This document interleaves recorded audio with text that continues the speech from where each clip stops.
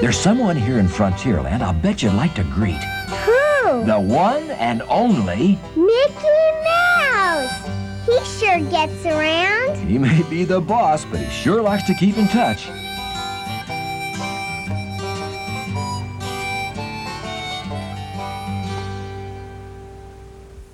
Now we follow our friend back along the path to the Riverbell Terrace restaurant. Those pancakes sure look familiar.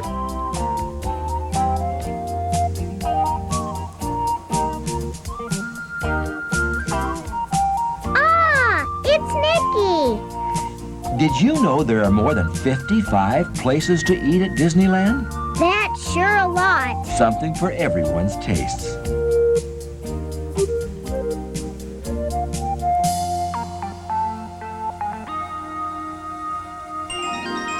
Look, it's the balloon and the little girl.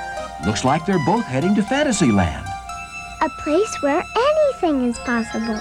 Storybook Land, where we enter a miniature world after being swallowed by Monstro the whale.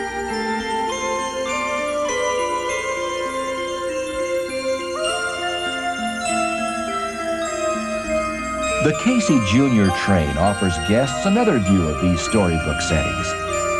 There's no place like Fantasyland. And it's getting better all the time.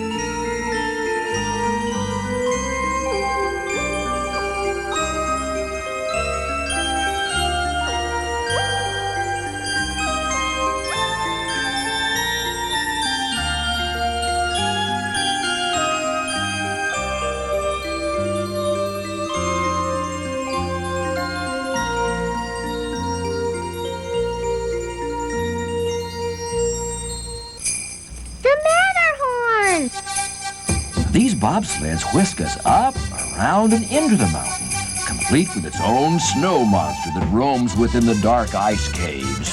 I wish you hadn't said that.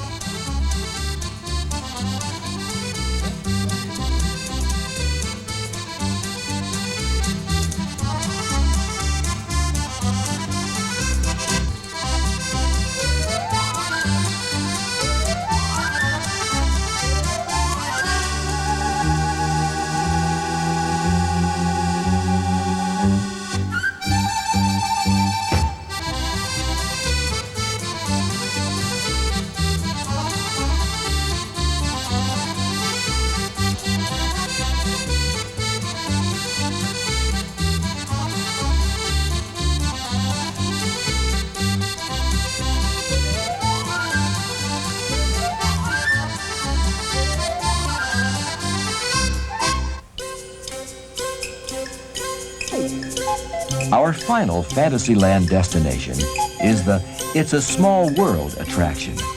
Inside are more than 300 singing and dancing dolls. They're all audio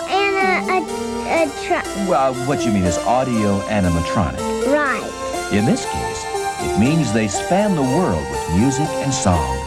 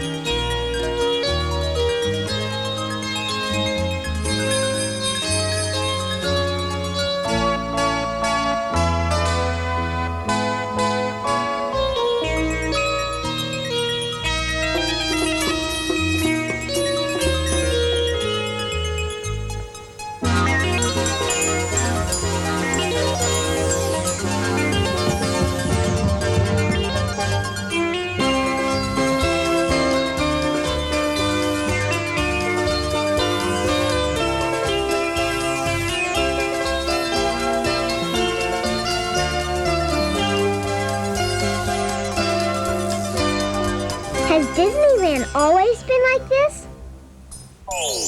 No, there have been years of planning and creating. But even before the first drawing, there was Walt Disney's dream. Well, it came about when my daughters were very young, and I felt that there should be something built where that the parents and the children could have fun together. I started with many ideas, threw them away, started all over again. And eventually it evolved into what you see today as Disneyland. But it all started from a daddy with two daughters wondering where he could take them, where he could have a little fun with them, too. Though Walt Disney's talents had established him as a leader in the film industry, it was nearly impossible to raise the money to finance such a novel form of entertainment. Disneyland was soon referred to by many as Walt's Folly. But being Walt Disney, he managed to raise the needed funds, largely in the form of personal loans. From dream to reality, there was the involvement of artists, writers, engineers, and architects, the people Walt Disney called Imagineers. Concepts were created, altered, and improved to breathe life into fantasy. For example, a mock Peter Pan became a more practical flying boat. Once the Imagineers had a drawing they liked,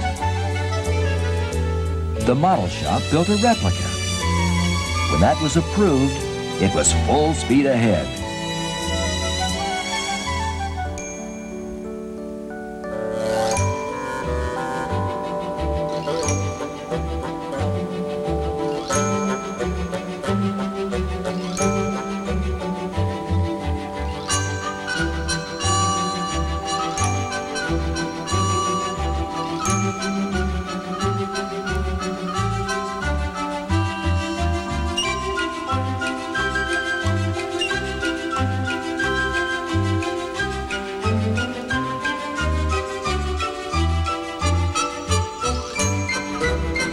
There was plenty of work to do, but that was no problem. With a little help from Disney Magic.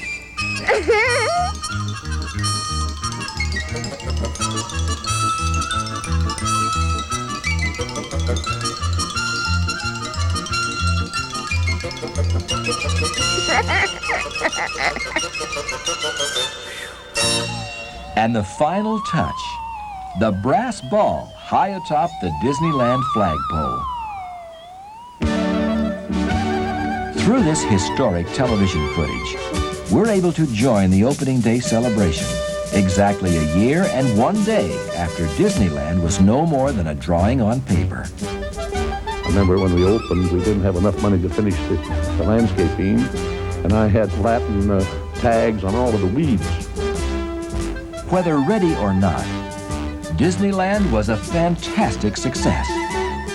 The festive feeling of opening day has always stayed at Disneyland, where every year has brought something new and exciting. Here, children from all corners of the world add water from their countries to the It's a Small World Canal at its opening ceremony. And as with Fantasyland, all of Disneyland is constantly growing and improving. Here in Tomorrowland, Autopia offers guests a chance to test their driving skills. Goofy's driving? I'd cover my eyes, too. How bad a driver can he be? Oh, I see.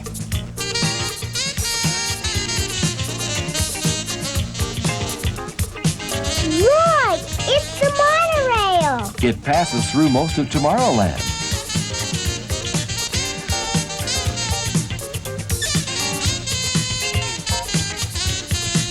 You'll see the revolutionary people mover through this land, too.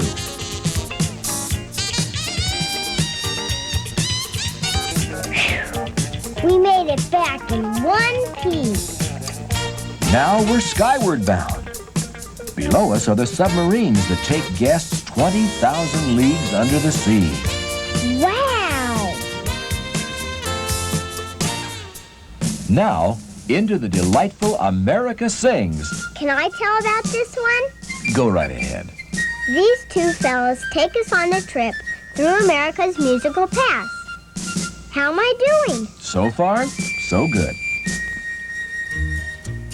We start in the early South with a whole bunch of great songs.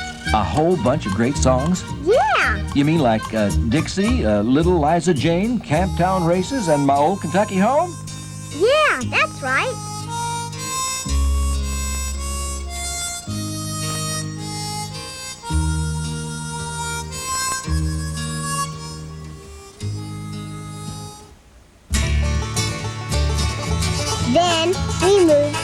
Wild West. Right. I mean, we really move. In this special theater, the whole building turns, moving us from one state to another.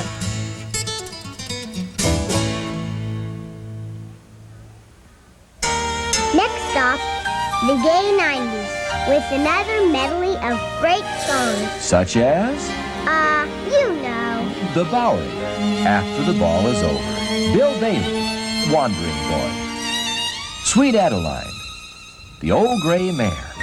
She may be somebody's mother. Who? Who what? Who may be somebody's mother? That's the name of the song. Oh. Anyway, this section wraps up with Ta-ra-ra-boom-de-ay.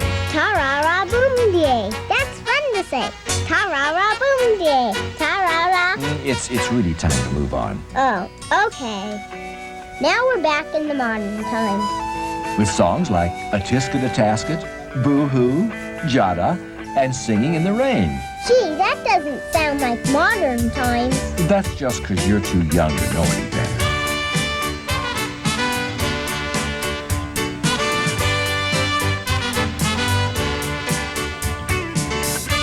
Guests will always hear Hound Dog, See You Later Alligator, Shake, Rattle and Roll, Twistin' USA, and Joy to the World.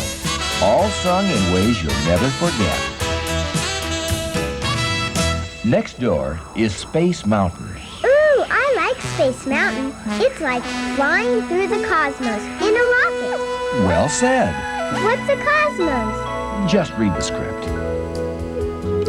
Now we arrive back in Main Street, where we meet our friends again. Looks like they've had quite a day in the park, too. I kind of missed the yellow balloon, though.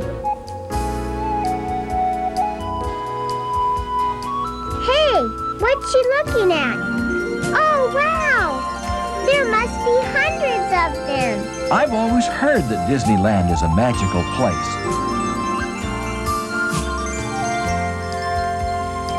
And what's this? It's the girl's balloon. It's coming back to her.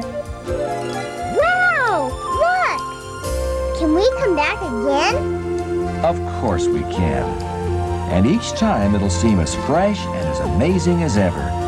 'Cause it really is the happiest place on earth.